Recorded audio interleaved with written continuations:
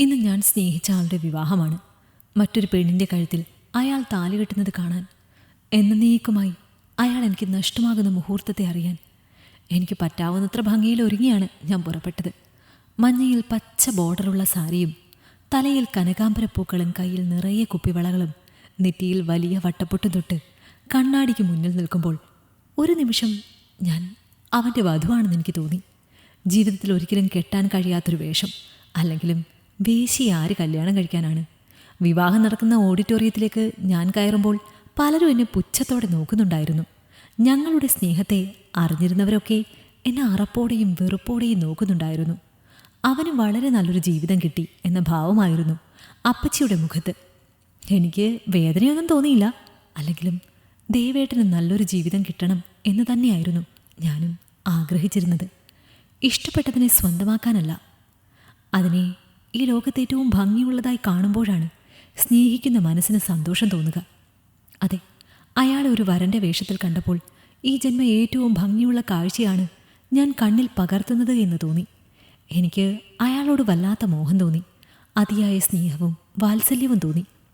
കുറച്ച് സമയത്തേക്ക് ഞാൻ അയാളുടെ മാത്രം രേണുകയായി. സ്കൂളിൽ നിന്ന് വരുമ്പോൾ ഒരു ചേമ്പില കീഴിൽ മഴ നനയാതെ എന്നെ ചേർത്ത് പിടിച്ചിരുന്ന ദേവേട്ടൻ കുളപ്പടവിൽ നിന്നും കുളി കഴിഞ്ഞ് കയറുമ്പോൾ ഈറനായി നിൽക്കുന്ന എന്നെ കൊതിയോടെ നോക്കുന്ന ദേവേട്ടൻ. അതെ, ഒരിക്കൽ ആ മനുഷ്യൻ എൻ്റേതായിരുന്നു, എൻ്റെ മാത്രം ദേവേട്ടൻ. വീട്ടുകാരായി പറഞ്ഞുറപ്പിച്ചു വെച്ചിരുന്ന ബന്ധം തന്നെയായിരുന്നു ഞങ്ങളുടേത്. ചെറുപ്പം മുതലേ കേട്ടതും അങ്ങനെ തന്നെയായിരുന്നു. ദേവൻ്റെ രേണുക.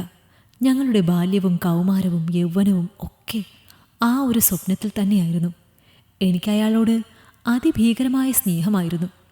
പക്ഷേ മറ്റൊരാൾക്ക് കിടക്ക വിരിക്കേണ്ടി വന്നത് മുതൽ ഒരിക്കൽ പോലും അയാളെ സ്വന്തമാക്കണമെന്ന് ഞാൻ ആഗ്രഹിച്ചിരുന്നില്ല. അയാളുടേതാകുവാൻ ഈ ജന്മം എനിക്ക് കഴിയാതെ പോയതിൽ വേദന തോന്നിയിരുന്നു. സ്നേഹത്തിൻ്റെ സ്വാർത്ഥതയുടെയും അങ്ങേയറ്റത്തു നിന്ന് വേണമെങ്കിൽ എനിക്ക് അയാളെ സ്വന്തമാക്കാമായിരുന്നു. ഒക്കെയും മറച്ചു വെച്ച് മനസ്സുകൊണ്ടും ശരീരം കൊണ്ടും ഞാൻ അയാളുടേത് മാത്രമാണെന്ന് ധരിപ്പിച്ച് എനിക്ക് ഇന്ന് ആ താലിയുടെ അവകാശിയാകാമായിരുന്നു. 17ാമത്തെ വയസ്സിൽ രണ്ടാനച്ഛനാൽ പീഡിപ്പിക്കപ്പെട്ടവളാണ്. അന്ന് ആദ്യം ഓടിച്ചെന്നത് ദേവേട്ടൻ്റെ അരികിലേക്കായിരുന്നു.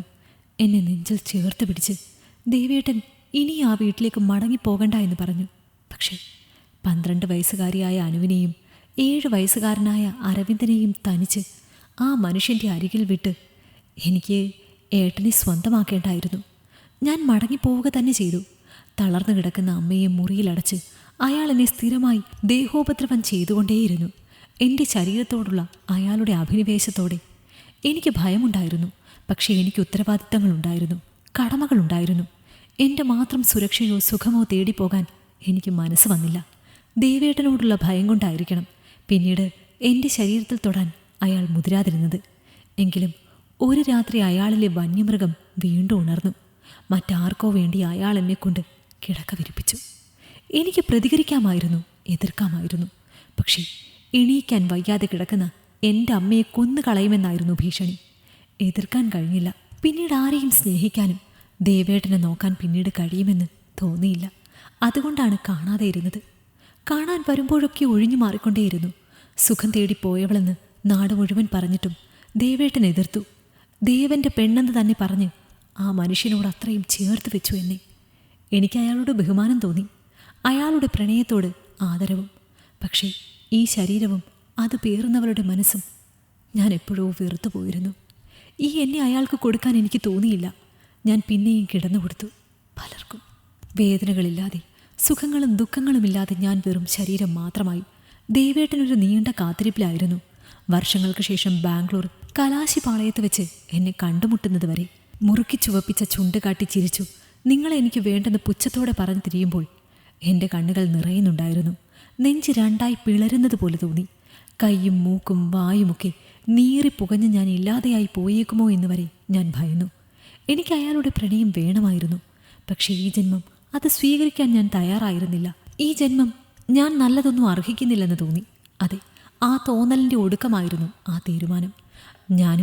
ഞാൻ പോലും അറിയാതെ ഒരു കാത്തിരിപ്പിലായിരുന്നു എന്ന് തിരിച്ചറിഞ്ഞത് ദേവേട്ടൻ്റെ വിവാഹമാണ് എന്നറിഞ്ഞപ്പോഴായിരുന്നു. അന്നത്തെ രാത്രി എനിക്ക് ജീവൻ ഒടുക്കണമെന്ന് വരെ തോന്നി. പക്ഷേ എന്നെ കാത്തിരിക്കുന്ന കടമകളും ഉത്തരവാദിത്തങ്ങളും എന്തുകൊണ്ടോ എന്നെ തടഞ്ഞു നിർത്തി. എൻ്റെ കാത്തിരിപ്പ് അവസാനിപ്പിക്കാൻ, സ്വപ്നങ്ങൾക്ക് കടിഞ്ഞാണിടാൻ ഈ വിവാഹത്തിന് ഞാൻ സാക്ഷിയാകണമെന്ന് തോന്നി. ആ തീരുമാനത്തിൻ്റെ ഒടുക്കമായിരുന്നു നാട്ടിലേക്ക് വണ്ടി കയറിയത്. വിവാഹം നടക്കുന്നത് പന്തലിലായിരുന്നുവെങ്കിലും കണ്ണുകൾ മുഴുവൻ എൻ്റെ നേർക്കായിരുന്നു. എൻ്റെ കണ്ണുനീര് കണ്ട് ചിരിക്കാനെന്നോണം നോക്കിയവരൊക്കെ ഞെട്ടിയിരിക്കണം. ഞാൻ ഏറ്റവും ഭംഗിയായി ചിരിച്ചുകൊണ്ട് ആ നിമിഷത്തിനായി സാക്ഷിയായി. ദേവേട്ടൻ്റെ വിവാഹം കണ്ണു നിറയെ കണ്ടു, മനസ്സുകൊണ്ട് അനുഗ്രഹിച്ചു, നന്മകൾ നേർന്നു. ഹൃദയത്തിലുള്ള മുഴുവൻ സ്നേഹവും ഒരു ചിരിയിൽ നിറച്ച്, കണ്ണിലും കരളിലും ആ മനുഷ്യനെ നിറച്ച് ഞാൻ അവിടെ നിന്നും ഇറങ്ങി നടന്നു. ഈ കഥ നിങ്ങൾക്കിഷ്ടമായെങ്കിൽ ലൈക്ക് ചെയ്യൂ. നിങ്ങളുടെ അഭിപ്രായങ്ങൾ കമന്റായി രേഖപ്പെടുത്തൂ. കൂടുതൽ കഥകൾ കേൾക്കാൻ ഈ ചാനൽ സബ്സ്ക്രൈബ് ചെയ്യൂ.